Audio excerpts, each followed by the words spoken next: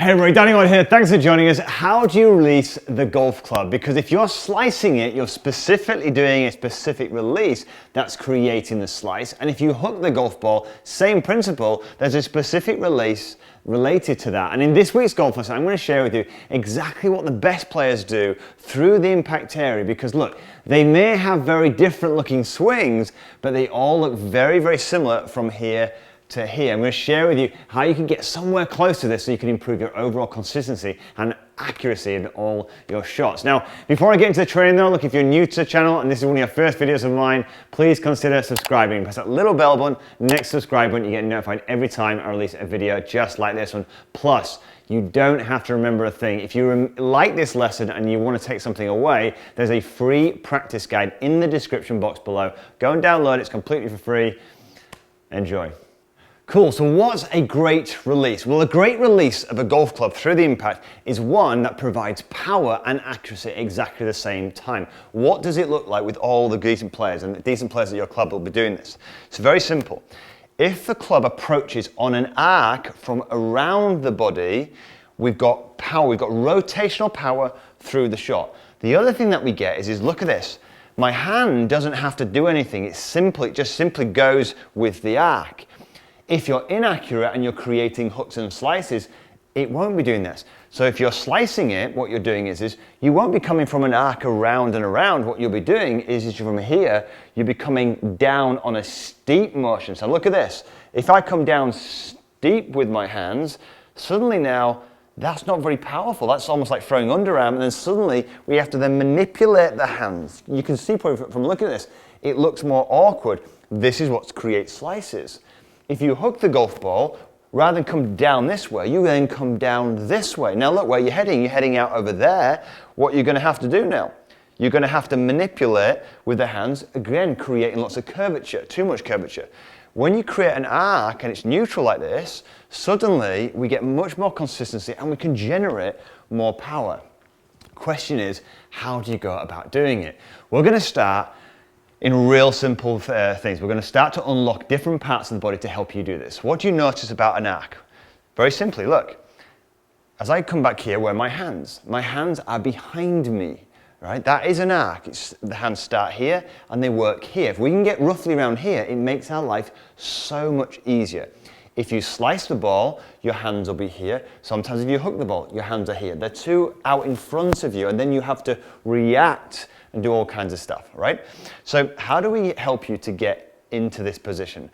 The first thing we're going to do is deal from the ground up.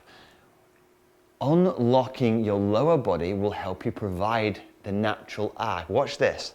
Too many people, I find, you might be the same here, they're locked in, they're rooted to the deck. They're trying to stay so still over the golf ball because you want to probably try and strike it well, that they're locked in. Now the problem is, if I'm locked and I'm barely moving, how do I get my arm a rotation around here? I can't. So what ends up happening, I start to lift up my hands into this position. You can see there's no arc going to happen there. I then have to come down and manipulate, come over the top. Loads of things can go wrong. So we need to learn to unlock this body, and we're going to do it in linear forces. Watch this. I'm going to go backwards and forwards like this, okay? I'm not going side to side. Side to side wouldn't be rotational, would it? It wouldn't create an arc. So we're going to go side to side. Linear forces, backwards and forwards. Watch this. As I go backwards and forwards, look how I'm creating space, look, to create an arc that goes naturally around my body. Notice my weight. Try and do this now so you're not just listening, but you can feel this with me. As I move back, my weight goes to the front part of my lead foot and the heel of my back foot. This is unlocking the lower body, which is then creating a doorway for the arc to happen, the hands to go behind here. Now what's going to happen on the way down? Very simple. I'm going to reverse that process. So now I start to go back where I'm now even, and now how do I create the arc on this way? Well, now the weight goes to the front part of my back foot and the heel of my left. Okay? Sounds complicated when I'm describing it sometimes, but watch this. If you just get the habit of this, you then start to create the arc because you're unlocking the lower part of your body. So that is stage number one, and that's all you might want to do initially, because the lower body has a dramatic impact on everything that happens above. When you unlock this, you also unlock the torso. Look, the torso is able to turn more, which we'll come into in a second. So we might just start like that. Get the sensation of simply getting this motion here. Now my wife Laura gave me this little tip when I was teaching her this, and she actually does this. She starts off moving backwards and forwards to kind of feel this, and then starts to move the club back. So as this heel drops down, that creates the arc back around here. And now look, I can create the arc around here. I don't have to do anything fancy with the club head. I simply go back around, and we should start to see a very, very nice straight shot. Okay, so simple way to help you create a great arc and therefore a very consistent release rather than one that's having to manipulate. So that's your lower body. Unlock that. Start there. That's all you could do initially. Just simply get the feeling of the arc being created by the feet and unlocking the feet and how they move backwards and forwards. Stage number 2. It's a real common one, and I think it's often just linked to the legs, but we'll go into it anyway, is unlocking the torso. So what tends to happen is people don't, you might be the same, you're trying so hard to hit a good shot and strike the ball well that you just don't move. You maybe even been told to keep your head down.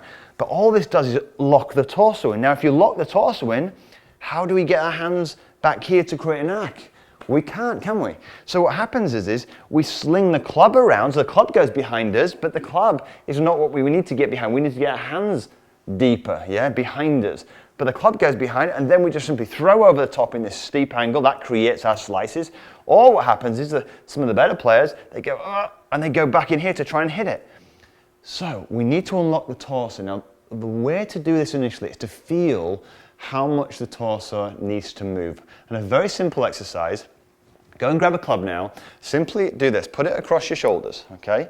And all you want to do is stand nice and tall and simply turn your shoulders and point the club directly at me, all right? Then all I'm going to get you to do is just tilt forward, tilt down towards the golf ball. Put your arms out and you'll get an idea then of basically how much I've actually tilted and turned to create this backswing. I've unlocked, so you kind of get a feeling of what an unlocked backswing feels like without having to kind of make it any more complicated. So do this exercise again, turn the shaft, point it directly at me, tilt the shoulders, put the shaft out like this, and you get a feeling of how we've moved. Let me show you from this angle so you can see. Standing tall here, point the shaft that way, tilt forward, and now look, you can see it gives you a feeling of your destination point of a backswing. So now suddenly I'm unlocking the lower part, I'm unlocking the upper part here, and I'm creating this motion. Where are my hands? They're behind now, aren't they? If they're behind, what can I do? I can move this club on an arc back around the body and get a very, very consistent release pattern. So let's have a look at this in action. Now, I would recommend when you do this, doing half swings just to here so you get a real feel of it. Back around, you could even stop and move, okay? Just nice and easy to start with. So we're going to feel the unlocking of the feet. One, stop, feel that there, and all I'm going to do now is unlock it on the way down and create the arc on the way down. It should be nice, there you go, nice and straight shot. So we're unlocking the legs, we're unlocking the feet. Suddenly, we can start to create these lovely arcs and lovely releases. Let's have another look at one more of those.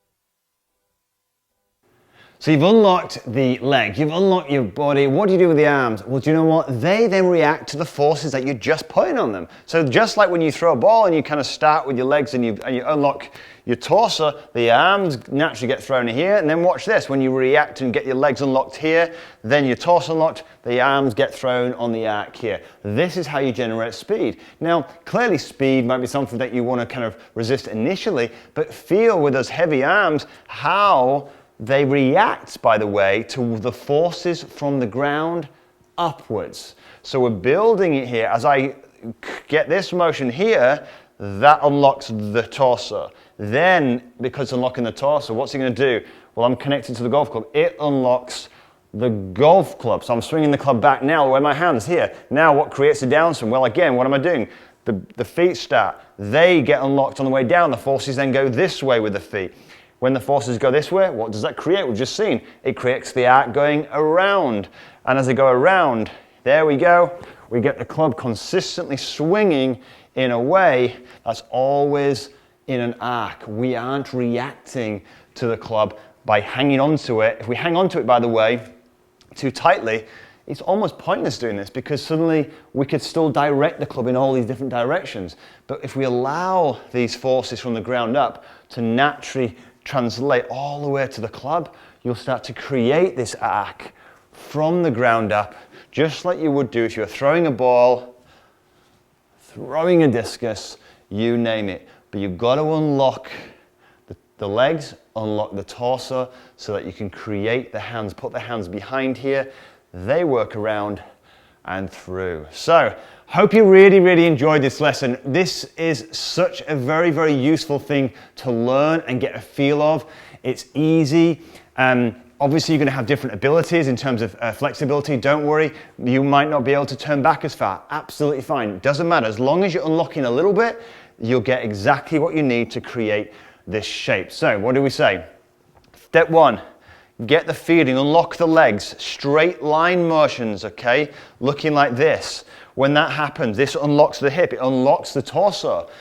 You might not might not be used to feeling what an unlocked torso feels like, so do this exercise. Stand tall, point here, tip forward. Feel what it's like to have an unlocked torso. That gives you a destination point, okay, to turn to.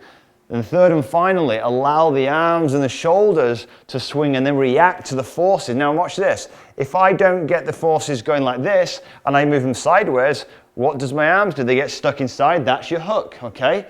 So when you create these motions backwards and forwards, you start to create arcs, you start to create shapes, and the club face, the release through impact is so much more consistent because it's not having to be manipulated. So I really hope you enjoyed this golf lesson. If you did, please give it a thumbs up. Maybe share it with some of your friends who could do with a little bit of help. And of course, if you're new to the channel, please consider subscribing by pressing that bell button. And look, there's a free practice guide. Remember that free practice guide in the description box below. Go and pick it up so you can take it to the driving range so you don't have to remember a thing. But until next week, have a great golfing week.